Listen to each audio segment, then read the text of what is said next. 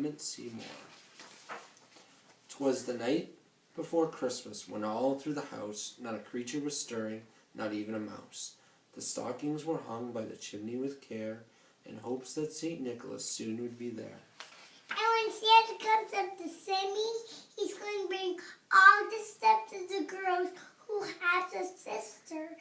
And then when Santa comes up to Simi, he's going to give them all to the Simis when he comes up to Simis, right? Yep. Exactly. The children were nestled all snug in their beds, while visions of sugar plums danced in their heads. And Mama in her And kerchief, when Santa comes and up I in my to cap, had just settled the down for a Simi, long he's winter's gonna nap. get all the stuff of the girl who has a sister.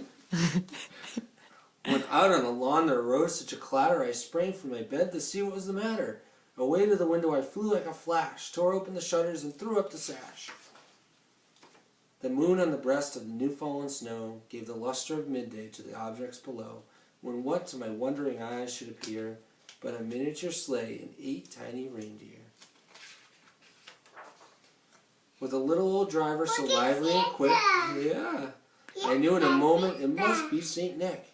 More rapid than eagles, his coursers they came. He whistled and shouted, and they called them by name.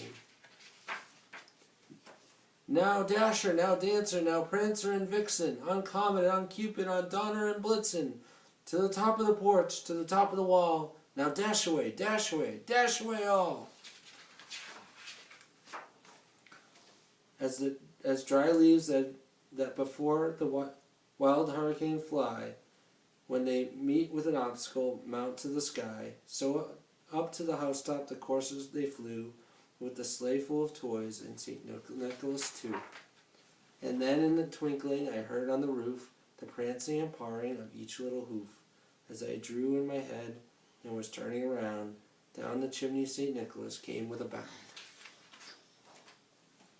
He was dressed all in fur from his head to his foot, and his clothes were all tarnished with ashes and soot.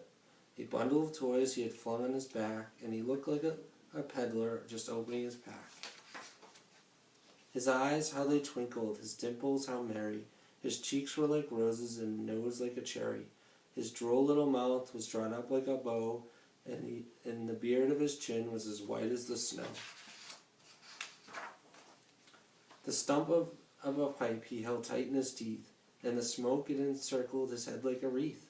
He had a broad face and a little round belly that shook when he laughed like a bowl full of jelly. He was chubby and plump and a right jolly old elf, and I laughed when I saw him in spite of myself.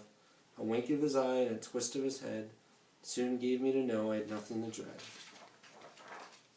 He spoke not a word, but went straight to work. He filled all the stockings and turned with a jerk, and laying a finger aside of his nose, and giving a nod, up the chimney he rose.